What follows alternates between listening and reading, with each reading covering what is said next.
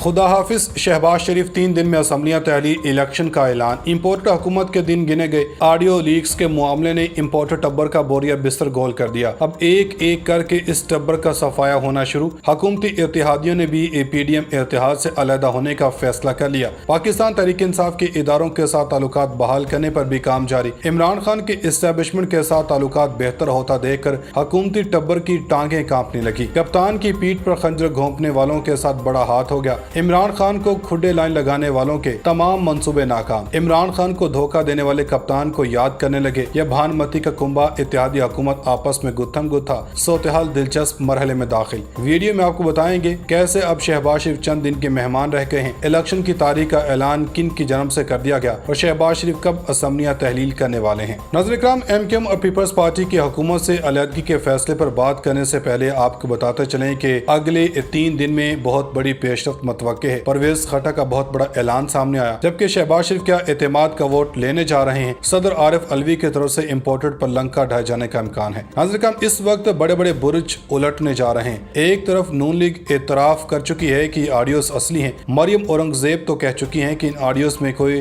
गैर कानूनी बात नहीं हुई। अब इनके चैनल्स और हिमायती सहाफी भी इनके हिमायत में आ गए हैं। शौकत तरीन की ऑडियो जाली थी मगर वो ठीक थी, मगर ये असली ऑडियो भी गलत नहीं है। मरियम नवाज के दामाद का प्लांट आने वाला था, इसको कहा जा रहा है कि ये हमने रोक दिया है। हालांकि दामाद का 60% प्लांट आ चुका है। अब इस सारे मामले में परवेज खटक ने भी एक बहुत बड़ा इंकशाफ कर दिया। इमरान खान, जनरल बाजवा और शहबाज शरीफ को एक मेज पर बिठाने की बात करने से पहले आपको परवेज खटक की जन्म से जो ये इम्पोर्टेड हुकूमत को घर भिजवाने की बात की जा रही है, इसके मुतालिक बताता चलूं। परवेज खटक अहम तरीन ओहदों पर रहे, मुख्तलिफ हलकों के साथ ताल्लुकात भी हैं, मुख्तलिफ हलकों के साथ राब्ता करके हालात मामूल पर ला रहे हैं। परवेज खटक इन रहनुमाओं में से नहीं जो लंबी लंबी छोड़ते हैं। परवेज खटक क्रैश टॉक नहीं करते, ये बड़ी टू दी पॉइंट बात करते हैं। जब नहीं करनी होती फिर बात नहीं करते, फिर ये चुप रहते हैं, कोई लूज बॉल नहीं करते। अब इन्होंने एक बहुत बड़ा दावा किया। इन्होंने बुनियादी तौर पर कहा कि मैं लगा हूँ मामला ठीक करने में और मुझे यकीन है कि 2 से 3 रोज में इलेक्शन के मुतालिक चीजें सामने आ जाएंगी। इस्लामाबाद पहुँच कर दिखाएंगे इक़्तिदार की कुर्सी से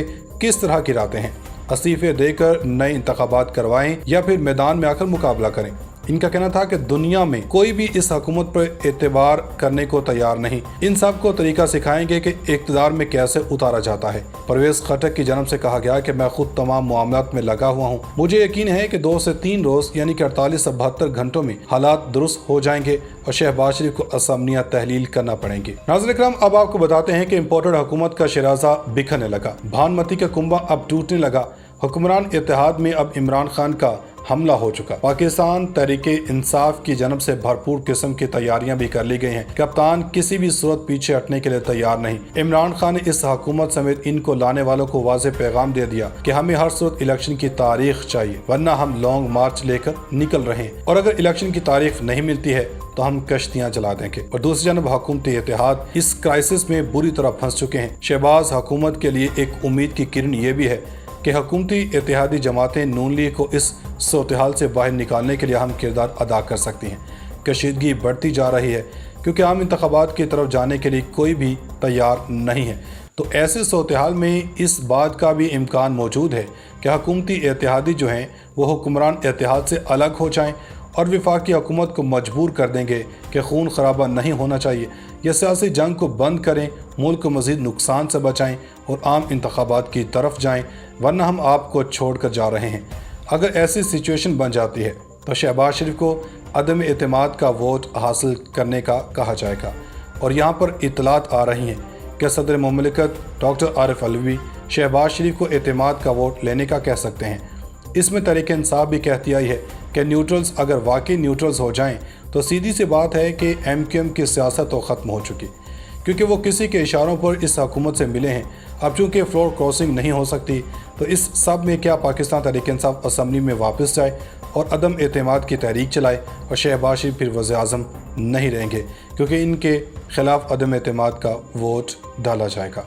और अगर हुकूमती इत्तेहादी हुकूमत से अलहदा हो जाते हैं तो फिर शहबाज शरीफ वज़ीर-ए-आज़म नहीं रहेंगे, इनको हुकूमत से हाथ धोना पड़ेगा।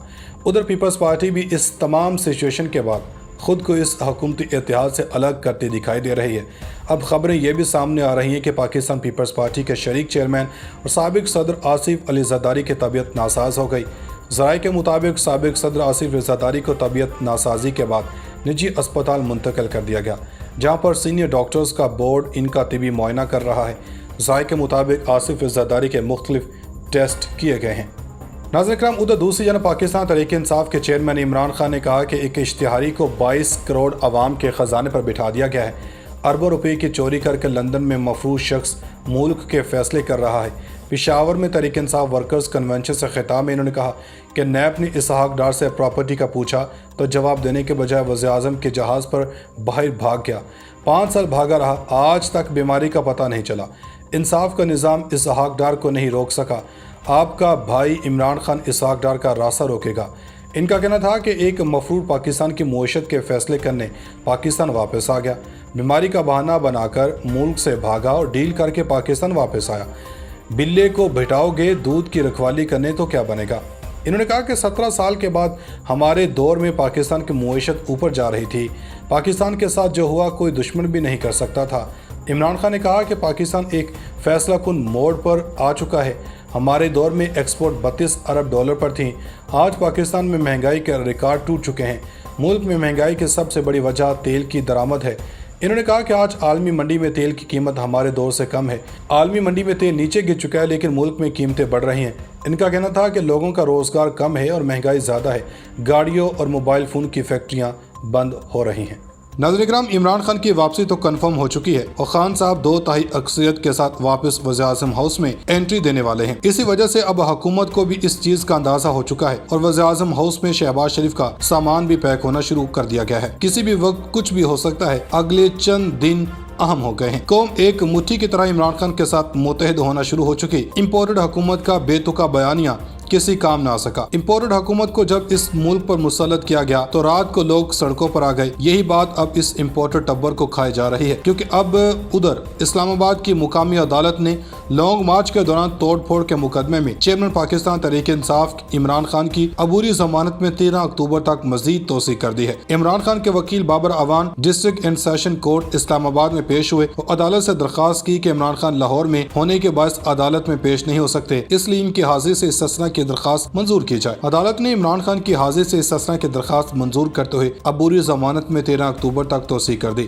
ادھر ناظرین کرام، قومی سلامتی کمیٹی کا اہم اجلاس مؤخر کر دیا گیا۔ ذرائع کے مطابق وزیر اعظم ہاؤس میں ہونے والا قومی سلامتی کمیٹی کا اجلاس کل نہیں ہوگا۔